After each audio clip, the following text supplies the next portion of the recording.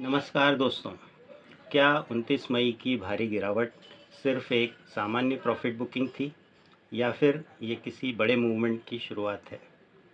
1 जून 2026 की Nifty KP कुंडली, ग्रहों की स्थिति, मून सबलॉर्ड, एक्टिव हाउसेस और मार्केट स्ट्रक्चर का अध्ययन करने के बाद जो संकेत सामने आ रहे हैं वे काफ़ी दिलचस्प हैं। इस बार कुंडली एक सीधा ट्रेंड नहीं बल्कि एक ऐसा बाज़ार दिखा रही है जहां ट्रेडर्स को हर कदम संभल कर रखना होगा। सबसे पहले बात करते हैं बाज़ार के वर्तमान माहौल की।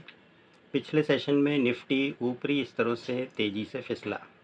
दिन के दौरान खरीदारी दिखाई दी, लेकिन क्लोजिंग तक सेलर्स ने बाजी मार ली। इससे साफ है कि ऊंचे स्तरों पर अभी भी प्रॉफिट बुकिंग मौजूद है, लेकिन घबराने की ज़रूरत नहीं है क्योंकि केपी कुंडली किसी बड़े क्रैश का संकेत नहीं दे रही। अब आते हैं ग्रहों की तरफ। इस समय मरकरी महादशा और राहु भुक्ति दशा चल रही है। फाइनेंशियल एस्ट्रोलॉजी में ये संयोजन अक्सर ऐसे बाज़ार बनाता है जहां ब्रेकआउट दिखाई देता है, लेकिन कुछ देर बाद वही ब्रेकआउट ट्रैप साबित हो जाता है। जहां तेज़ी दिखाई देती है लेकिन अचानक प्रॉफिट बुकिंग शुरू हो जाती है, और जहां मंदी दिखाई देती है अचानक शॉर्ट कवरिंग शुरू हो जाती है। यानी बाज़ार सीधा रास्ता नहीं अपनाता। सबसे महत्वपूर्ण इस समय चंद्रमा है। चंद्रमा वृश्चिक राशि में स्थित है, जो उसकी नीच राशि मानी जाती है। जब चंद्रमा कमज़ोर होता है तो बाज़ार का मनोविज्ञान भी कमज़ोर होता है। इन्वेस्टर जल्दी घबराते हैं और ट्रेडर्स जल्दी फैसले बदलते हैं। यही कारण है कि अगले सेशन में भावनात्मक ट्रेडिंग और वॉलेटिलिटी बढ़ी हुई दिखाई दे सकती है। अब एक बेहद महत्वपूर्ण केपी संकेत, मून स्टार लॉर्ड और मून सबलॉर्ड दोनों मरकरी हैं।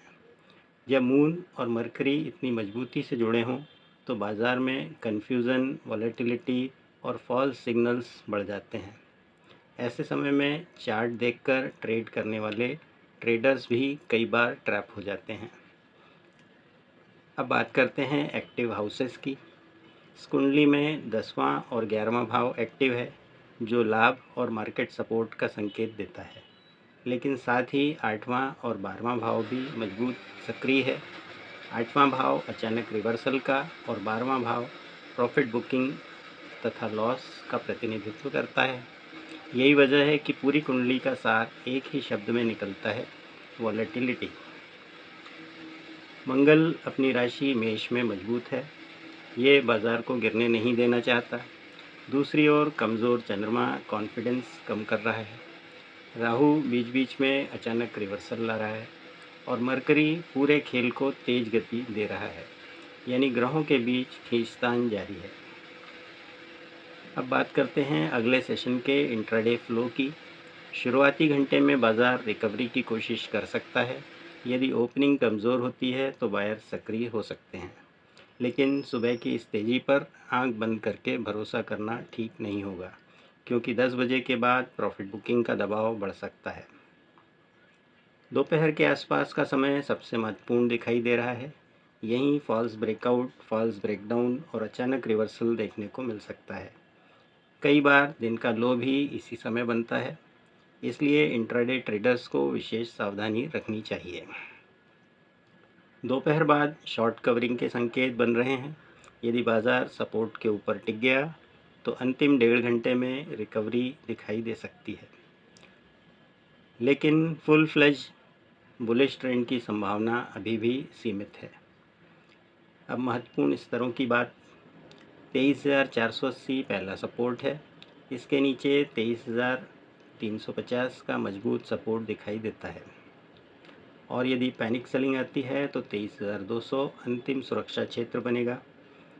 ऊपर की ओर 23,720, 23,850 महत्वपूर्ण रेजिस्टेंस हैं, जबकि 24,000 का स्तर पूरे बाजार की दिशा तय कर सकता है। अब अंतिम निष्कर्ष। इस कुंडली के अनुसार अगला ट्रेडिंग सेशन एक ट्रेंड डे से ज़्यादा एक रिवर्सल डे बनता दिखाई दे रहा है। मेरी दृष्टि में सबसे संभावित परिदृश्य है सुबह मजबूती, दोपहर में कमज़ोरी और क्लोजिंग की और रिकवरी, यानी पूरा दिन बड़े स्विंग वाला रह सकता है। यदि निफ्टी 23,850 के ऊपर मजबूती से टिकता है तो 24,000 की ओर शॉर्ट कवरिंग संभव है, लेकिन यदि 23,480 टूट जाता है तो सेलर्स फिर से दबाव बना सकते हैं। तो दोस्तों, अगले सेशन का सबसे महत्वपूर्ण शब्द है वॉलेटिलिटी, और ऐसे बाज़ार में वही ट्रेडर सफल होता है जो प्रेडिक्शन से ज़्यादा रिस्क मैनेजमेंट पर ध्यान देता है। धन्यवाद। जय हिंद।